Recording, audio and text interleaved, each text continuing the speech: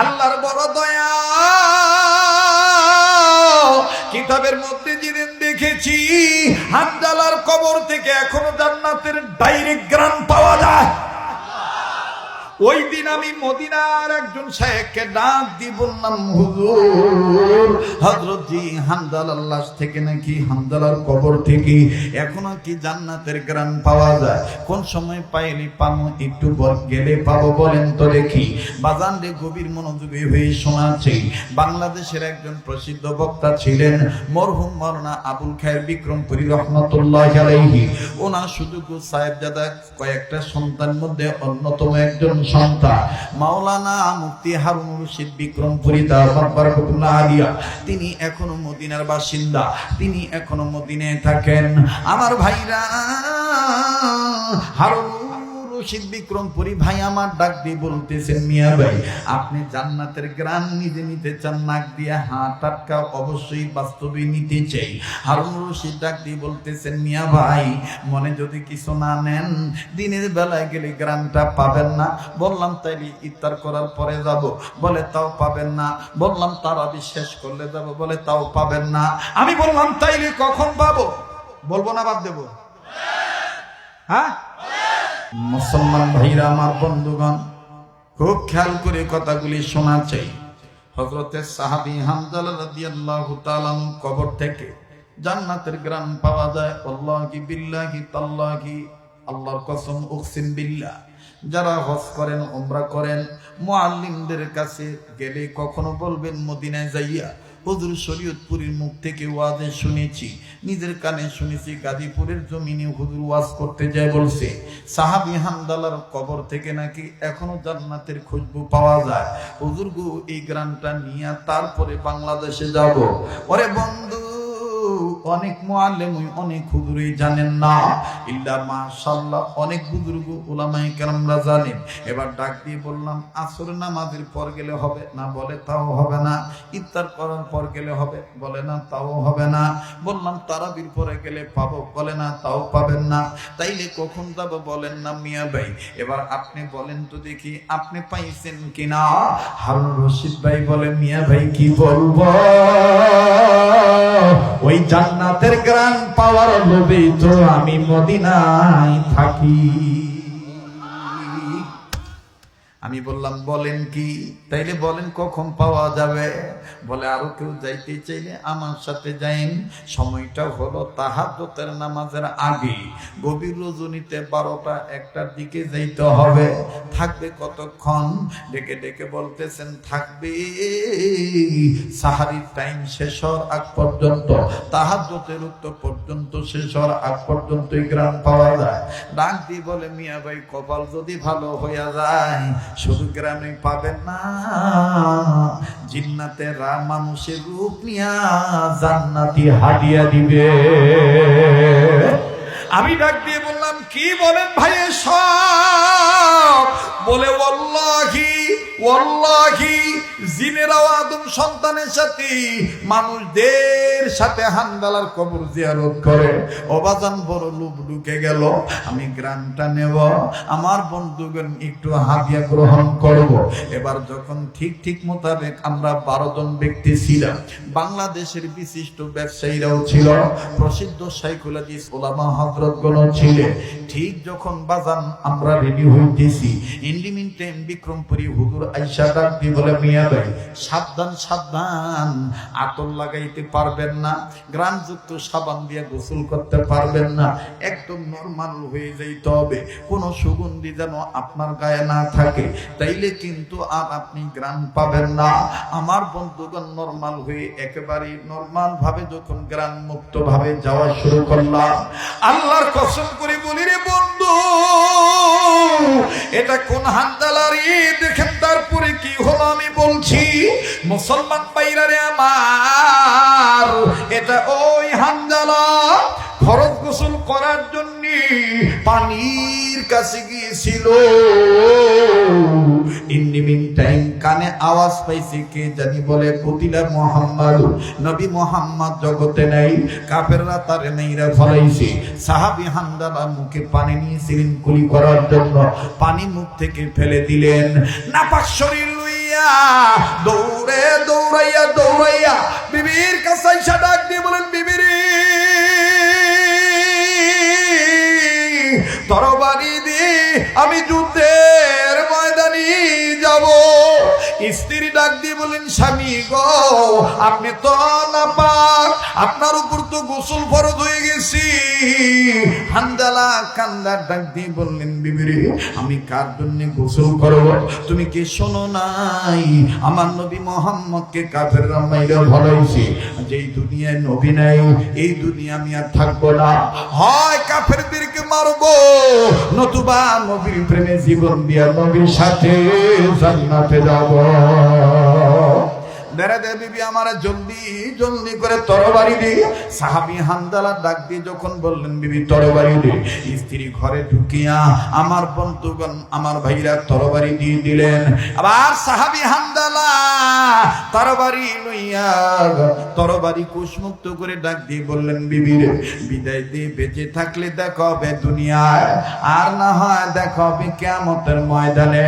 আমার ভাইরা সাহাবী হানজালা নবীর প্রেমে প্রেমিক হইয়া নাপাক শরীর লইয়া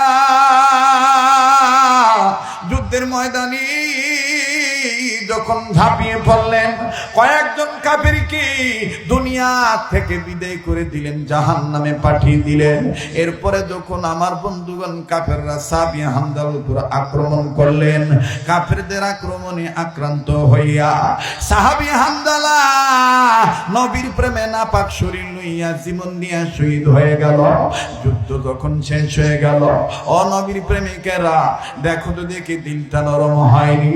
আজকে কোন আলেমদেরকে তুমি টুকাই বলো, আজকে কোন আলেমদেরকে ধর্ম ব্যবসায়ী বলে গালি দাও, মাদ্রাসার জন্য টাকা চাইলে তুমি ইনসাল করে কথা বলো, কটূক্তি করে অবহেলা নজরে দেখো সাহাবী হানজালা নবীর প্রেমে পড়িয়া যুদ্ধে যখন শহীদ হয়ে গেল।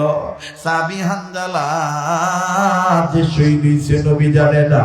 এবার আল্লাহর নবী মুহাম্মদ সাল্লাল্লাহু আলাইহি সাল্লাম সাহাবীদেরকে ডাক দিয়ে বললেন, সাহাবীরা রে, ধর্মকে প্রতিষ্ঠিত করার জন্য নবীর প্রেমে প্রেমিক হইয়া ইসলামের জন্য আল্লাহর জন্য আল্লাহর একত্ববাদ কায়েম করার জন্য তৌহিদের ঝান্ডা হাতে নিয়া তৌহিদের নিশান উড়াইতে যাইয়া যারা জীবন দিয়া শহীদ হইছে, আমি নবী বলে দিলাম তাদেরকে বিনা গোসলে কবর দিয়ে দাও, তাদেরকে গোসল করানো লাগবে না।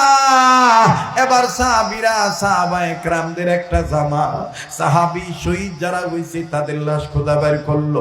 লাশ খুঁজতে সমস্ত শহীদের লাশ খুঁজে বের করলেন। আমার ভাইরা বিনা গোসলে কবর দিয়ে দিবেন। ঠিক ওই মুহূর্তে একজন মহিলা আউলাকে সে পাগলি নিবেছে দৌড়াইয়া নবীর কাছে আসে আর ডেকে বলে, নবীজি গো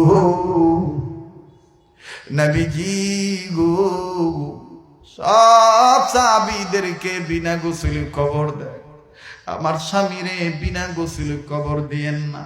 কেন, কি হইছে? বলে আমার স্বামী নাপাক ছিল। তোমার স্বামী কে? ডেকে বলে, আমার স্বামী আপনার প্রিয় সাহাবী হানজালা। নাপাক মানে?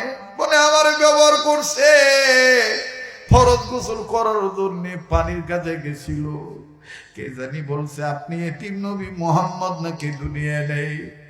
আবার স্বামী হানজালা গোসল না কইরা নামাজ লইয়া আমার কাছ থেকে তরবারি লইয়া আপনার প্রেমে জীবন দিয়া শহীদ হয়ে গেছে। আবার স্বামী হানজালারে বিনা গোসলে কবর দিয়েন না। আমার নবী ডাক দিয়ে বললেন, সাহাবীরা রে, কই আমার হানজালার লাশ কই, খুঁজে বের করো, বিনা গোসলে কবর দিও না।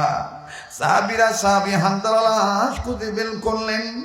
একজন সাহাবী দৌড়াইয়া ডাক দিয়ে বলেন, নবী গো, হানজালার কেমন জানি দাড়ি ভিজা, চুল ভিজা, মনে হইতেছে হানজালারে কে জানি টাটকা গোসল করাইয়া জমিনে পাঠায় দিছে। নবীজি বলে, তাই নাকি? চলো যাই আমি দেখি। আল্লাহ নবী হাঁটি পা করে দ্রুত চলে গেলেন। যাইয়া দেখে ঠিক মানুষ নগদ গোসল করলে যেমন দাড়ি বিঁধে যায়, চুল বিঁধে যায়, গায়ের পশম বিঁধে যায়, নবীজি নজর করে দেখতেছেন হানজালার চুল থেকে, দাড়ি থেকে পানির ফোঁটা টকটকায়া জমিনে পড়ে। আল্লাহর নবী আকাশ পানে তাকাইলেন, আকাশের দিকে তাকায় বলতেছেন, আকাশের মালিক আমার মালিক আল্লাহ, হানজালারে কে গোসল করাইলো? হানজালার বিবি বলতেছে, হানজালা নাকি নাপাক। আমার আল্লাহ ডাক দিয়ে বললেন, নবীজি গো, যেই হানজালা আপনার প্রেমে পড়িয়া গোসলের কথা বলে দেইয়া জীবন দিয়া শহীদ হইতে পারলো গো নবীজি, আমি আল্লাহ এই হানজালা আসমানের উপরে উঠাইয়া জান্নাতের পানি দিয়া তারে গোসল করে আপনার কাছে পাঠায় দিলাম।